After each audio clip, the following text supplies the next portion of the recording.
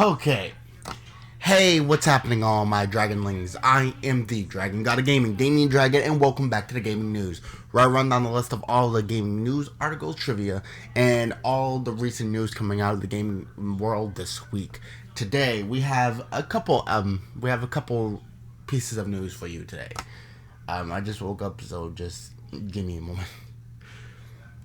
Um, and that's the reason why I'm not gonna be, showing my face right now. Anyway, there is some stuff on, the release date of the PS5. We have some stuff on, if Sony should be acting fine or acting a little more like Microsoft at the point. And there's something about the PS5 having something to do with the PSP. So, let's hop right in, ladies and gentlemen. The PlayStation 5. A lot can be said about the PlayStation 5. The PlayStation 5 is... It's shrouded in a lot of mystery at the moment. And they are... and Sony's keeping it really close to their chest with what's coming out about it. We still don't know a real release date or a real price about it, and it's kind of shitty that they're doing that. But this is coming from www.bgr.com, and this was written by Jacob Segal. And he writes, Sony's PS5 release date might have finally just been leaked. So hopefully that's the case. So it says September starts next week, and yet we still do not know when the PlayStation 5 and Xbox Series X are coming out. Logic would dictate that both consoles should be available before the end of November, but the pandemic has forced Microsoft and Sony, and virtually every other company on the planet, to adjust on the fly, which is one of the primary reasons why the price and release date of each console is still a mystery as fall approaches. And to be honest, that should not be a thing. I can understand the release date of the console, but not the price of the damn console. It's hard to imagine either company waiting much longer to announce availability details for the next gen consoles, but we've been saying that since July. Yeah, unfortunately, I have been saying that since July. So it might be time to stop making assumptions. That said, a new report from the Video Game Chronicles suggests that the PS5 release date might have already been set by Sony. VGC's development and retail sources claim that mid-November is the most likely launch window for the PS5. Sony has reportedly already booked significant marketing spend for the 7 days commencing on Friday, November 13th in the UK, and retail sources say that this timing lines up with what they've heard as well. VGC also cites multiple unnamed sources which all claim that Microsoft will roll out the Xbox Series X before the PS5 hits the market. The company has supposedly already told retailers to plan for a launch in the first week of November, which would make Friday, November 6th the most likely release date for the Series X. This is not the first time we've heard that the new Xbox will come first, or that it will come out on the first Friday of November. Products do launch during the time, especially as there's a large number of people shopping over the weekend, but you're going to find yourself competing with products that have been heavily discounted. Gamer Network's head of games B2B, Christopher Dring, explained to the VGC. Ideally, you'd want to launch before the end of November if you want to capitalize on the Christmas sales, as getting your product out before the final day of the year is a key move. Indeed, after Black Friday, the biggest sales day of the year for online retail tends to be Cyber Monday, which is usually the first Monday in December. None of these dates are official, but Sony did open registrations for PS5 pre-orders for existing customers earlier this week, with plans shifting on a daily basis. We won't even bother to make any guesses about what this means in terms of pre-order timing, but you'd be shocked if availability details weren't shared in a few weeks. And to be honest, yeah, that's actually a good idea. Though I have to disagree with one part. Again, just because there's a pandemic, I can understand, having a problem pinning down a release date, but do I think they're having a problem pinning down a price? No. Let's face it. No console should be that hard to pin on a price due to anything that's happening right now. Because everything can be given a price, but no, they're just keeping it so close because they want Microsoft to give out theirs first. Which is just stupid. You guys give out your damn prices so we can at least plan for it. And if that window is correct, and everything in November is correct, then you have literally a month and a half. A month and a half. Because right now, it's September 6th. You have all this month and all of next month. And then November. And if that's the case, then no one is going to be able to pick up a console because no one knows what they're paying for. So, yeah. I digress. Let me move on to the next one before I move into a whole thing and whole rant about the PlayStation 5's price like I did the last time. Anyway, this one comes from Metro.uk and, well, Metro Entertainment, and it is written by Game Central. And they write, PS5 fans should demand Sony acts as consumer-friendly as Microsoft Reader's feature. And to be honest, sometimes it is good to be a little bit competitive with your consoles and, you know, as non-consumer friendly as everyone else, because that's what gives Sony their kind of like edge for that console. But it gives like a balancing act to everything. But yeah, I'm just gonna point that out there. Let's move on. A reader argues that taking sides in the next-gen console war is causing some fans to downplay the Xbox's more consumer-friendly services. And to be honest, no one has ever been downplaying it. Whoever is downplaying it needs to stop and chill. Because, to be honest, let's face it, the console wars ended a long, long time ago. And, like, the console wars ended with Nintendo beating Sega. And unless you want one of these consoles to die, then I suggest that everyone chill on the whole console wars crap. If you like the console, buy the damn console. If you don't like the console, buy the other console.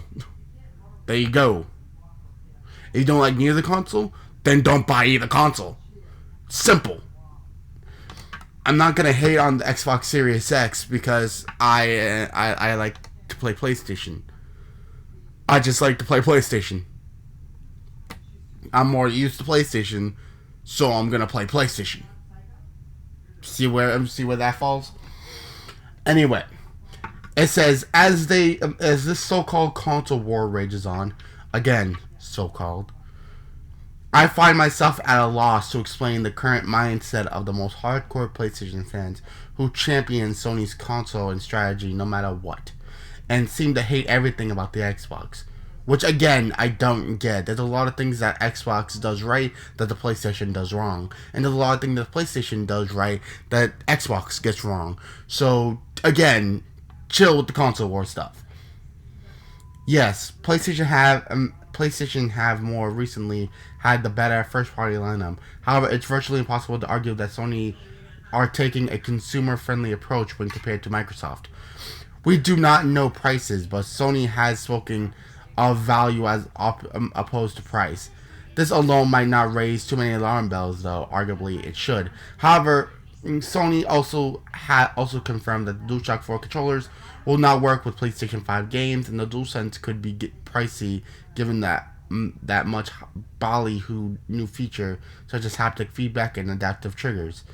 I'm not a tech expert, but from a purely information input standpoint, is there any tangible reason Sony could not make DualShock 4 compatible with PlayStation 5 game, less the DualSense features? The Ratchet & Clank demo at Gamescom made it clear that some DualSense features would inform gameplay, although they did not say if missing these features would render the game unplayable. But this is the only example Sony has given to my knowledge. I would also be remiss not to mention that PlayStation 4 owners will have no cross-gen compatibility with first-party games. This, to me, is madness. Admittedly, Ratchet & Clank Rift Apart has more very legitimate reasons for not being able to function cross-gen. But what about Spider-Man Miles Morales? It's been confirmed that this game is closer to DLC than a standalone spin-off or sequel to PlayStation 4 Spider-Man. However, it will not be possible to run on a PS4 Pro. I struggle to believe this, although I will be happily proven wrong upon the release of the game, should it contain features incompatible with what is presently current gen. Now, on the other side of the argument is Microsoft. While the company has made mistakes in the past, and it now might just have the best value for money service in gaming, Game Pass, yeah, Sony has PlayStation Now, but can anyone really keep a straight face when suggesting that it can compete with Game Pass? Microsoft's also making all of their back catalog of hardware exclusively compatible with the Xbox Series X, and has promised cross-gen support for a couple of years for a new generation for first-party games. To briefly address something, I'm sure some readers will pick on the Xbox's cross-gen support and argue that it's holding back devs from creating great games. But honestly, I don't buy that. Sony and Microsoft dev kits have probably only been available to developers for a couple years, and it often takes double that or longer to create a AAA game nowadays. And to be brutally honest, both Ratchet & Clank Rift Apart and The Medium, the two most next-gen games I can think of, both look gimmicky rather than the next gen to me.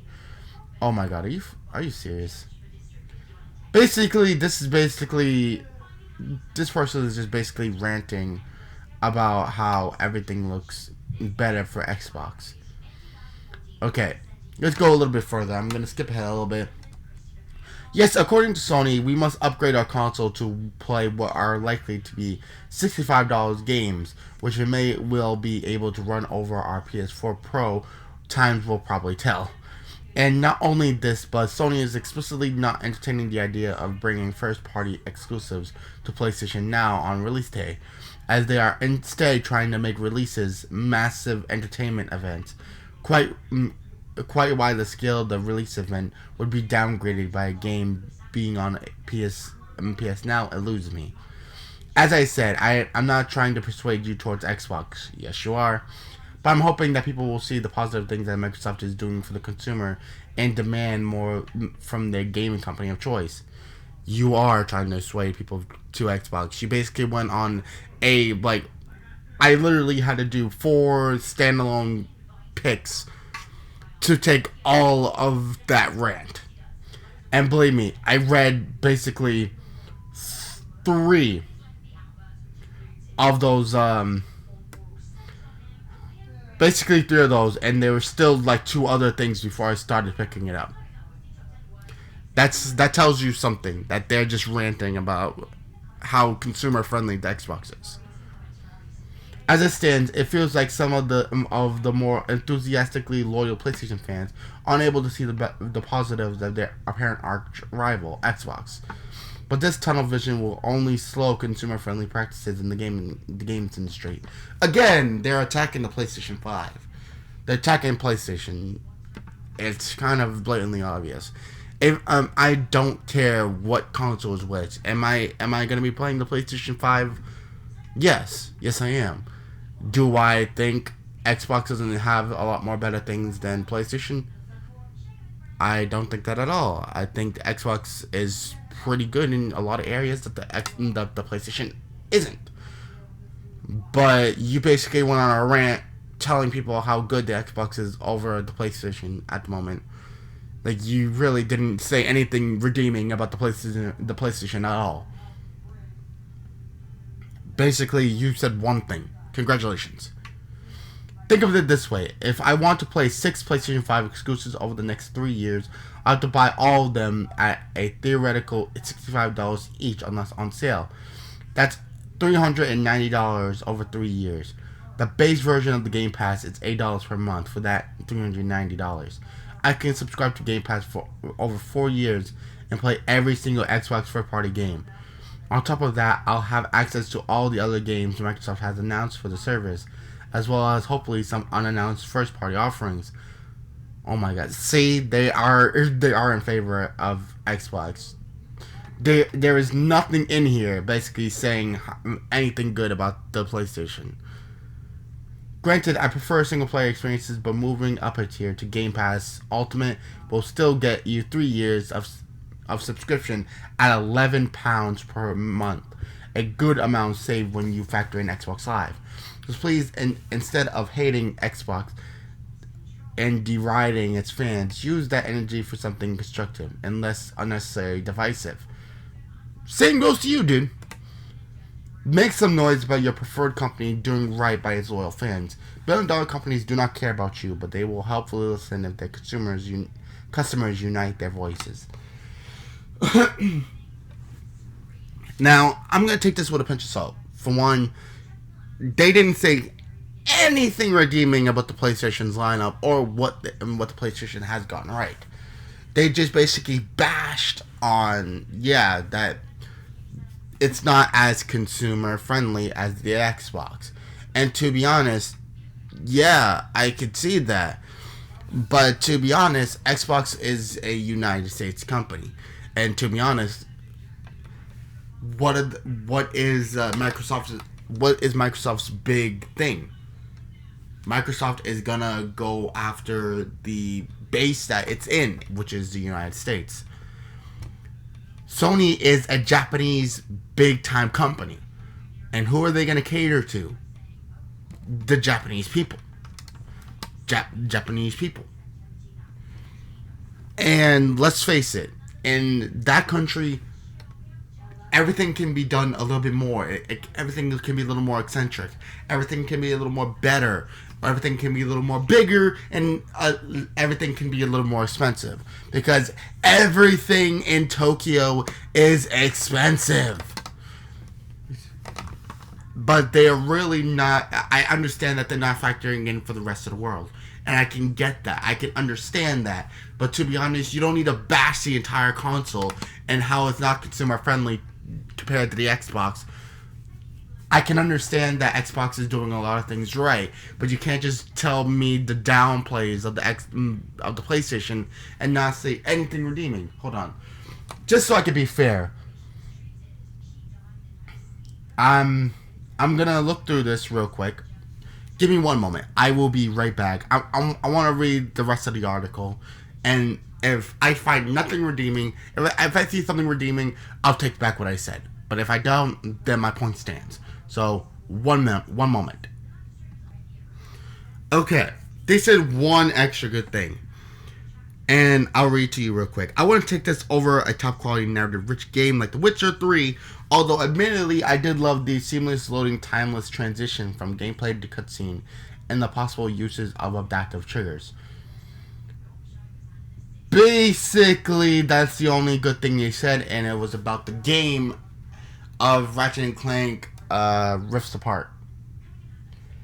And that's it. So basically, again, you just bashed PlayStation the entire time. You said nothing endearing about that console, and you just highlighted everything good about the Xbox Series X. So basically, what I'm gonna say right now is, my man, whoever wrote that article, it says Game Central, I believe it is. Yep. On Sunday, the 30th, August 2020, at 1 a.m. for Metro Entertainment. If you wrote that, again, I'm looking at you as a fan of the Xbox. And I'm not going to say that you don't make a lot of good points. What I'm saying is, you basically just bashed on PlayStation for your entire article. You said nothing redeeming. Nothing redeeming. And you're trying to tell me that you did not try to get people to buy the Xbox. Basically, you did. You basically tried to just sell the Xbox Series X over the PlayStation. the Xbox over the PlayStation. That's exactly what you did. Be a little divisive and throw some things in there to highlight the positives about the PlayStation. At least you could have done.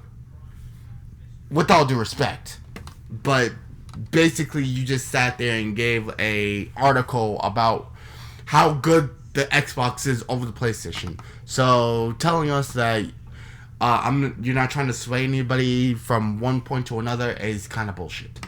So next. I've been going on for a very long time. Okay. The PS5 a DualSense controller. We've learned a lot more about this than we have about the actual PlayStation console. And let's face it, that does not sound too good. But coming from this article from Shabana Arif, I'm sorry, Shabana, if I said your name wrong. Shabana, I'm sorry if I said your name wrong. I apologize.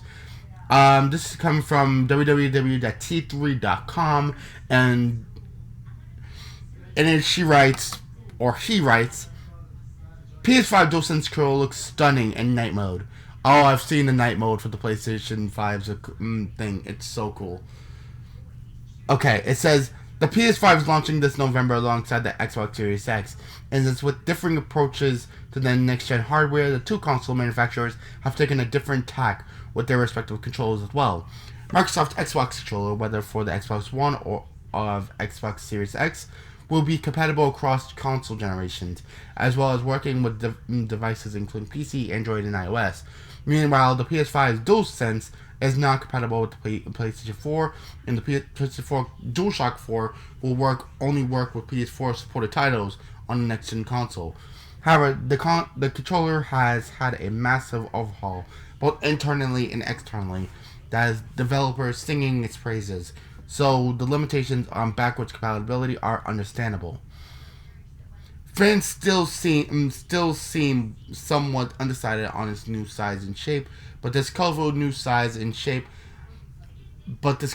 light up night mode feature is a doozy that would have everyone on board. DualSense Night Mode isn't something that Sony has pursued, although it's a popular idea for the community at large. First rearing its head on the PlayStation blog, DualSense revealed. Artist Nikolai Mochkin took the idea and ran with it, creating a concept video of what the PS5's DualSense controller might look like if it can incorporate a night mode. We're sold on the idea, but it looks fantastic. The buttons on the official DualSense have swapped the colorful icons of previous generations for plain white symbols, so seeing them light up with the traditional colors look amazing, but in reality it would present an additional drain on the battery even with its upgrade. It seems like Sony has already done a deep dive into the DualSense and doesn't have any more surprises up its sleeve, but if it did, we'd love for it to be this one. And to be honest, that actually does sound good. I know it was a concept, and I know that was the case, but it sounded so cool. I've seen the night mode thing. Like, obviously, as you can see, the buttons over there, instead of it being white, it lit up with like the colors of the normal buttons, and it actually does look really cool. So I thought it looked nice. I did. At least I thought it did. Anyway, getting on to our last thing. The PSP. The PSP was a handheld PlayStation Portable, long forgotten, buried underneath the PS Vita, and everything that had to do with whatever it was being given afterwards. But the PSP was actually really cool. I actually owned one a long time ago, and it was a console well above its time, and it deserved a whole lot. But this article, coming from GameRant.com, and this is written by Dalton Cooper, and it says Sony and suggests PSP compatibility with PlayStation 5. And before I go any further, there's a lot seeming to be compatible with PlayStation 5, but that's a story for another day. A new Sony patent seems to suggest that the upcoming PlayStation 5 console will be compatible with the PSP and the PS Vita handhelds. And it writes, A new PlayStation patent may hint at PSP compatibility for PS5. The patent has an image showing that what appears to be a variety of PlayStation accessories. This includes things like the PlayStation VR headset as well as PlayStation camera. It also includes the PSP and makes mention of PS Vita. Maybe the devices will be used for remote play, and if so, they will likely only work with PS4 games. And that actually tells you something. That there's a lot more things about the PlayStation 5 that we have yet to see. And if the PSP is going to be like compatible with the console, then maybe you can play that on the go. And that actually seems like pretty cool. Kind of like a Nintendo Switch kind of thing. But if that's the case, that's great. And I would love to see that. But for now, that is the end. Hope everyone enjoyed today. Thank you guys so much. And I know I've been speaking for a very long time, but I do appreciate you guys, staying with me, staying by me for the length of time I have. And you guys have been absolutely 100% awesome, telling me I've been hearing a lot of good stuff about the gaming news. We've hit over 50 episodes, and it's one of the best series we have on IC, so I actually feel very good in saying, like, I feel some sort of way. I've been blessed with being able to do this, so thank you. Anyway, if you guys want to see some more stuff from me, every Thursday I play Naruto Ultimate Ninja 3. We are trying to do the base missions now, and I'm going to be having a little setup for everybody coming next thing. So there's something new that's going to be happening with my stuff. So come in, join in on the fun. The fun never ends with me. Also, next Sunday, I'll be hosting the gaming news again. So if you guys want to come in and join in on the fun, there'll be more news coming at you. Also, if you guys want to see any of our lovely, lovely creators, down in the description down below, it's all of our wonderful creators and all of our creators' channels and my channels personally. If you guys want to come see some more stuff from me, on my channel, I've been playing Man-Eater and Silent Hill 3 on my normal series. Every Wednesday and Friday will be Wizards 101 and Dragon Age Inquisition. Well, switch those around. Those will be respectively. And every Sunday, Let It Die and Harry Potter and the Sorcerer's Stone. So, come in, join in on the fun. The fun never has to end with me. So, there's always something new from me on either of these channels. So, come in and join in. It's always going to be great. And if you guys haven't yet, hit that subscribe button. Because we are hitting milestones like a bitch. And we want to hit more. So, come in, join in on the Invisible Crew. We will welcome you. Anyway, until next time, ladies and gentlemen, hope everyone enjoyed. But good gaming, happy hunting, and I'll see all you Dragonlings back inside the world of the gaming news. Hope you guys enjoyed, and I'll see you guys next time for some more Damian Dragon action. Peace.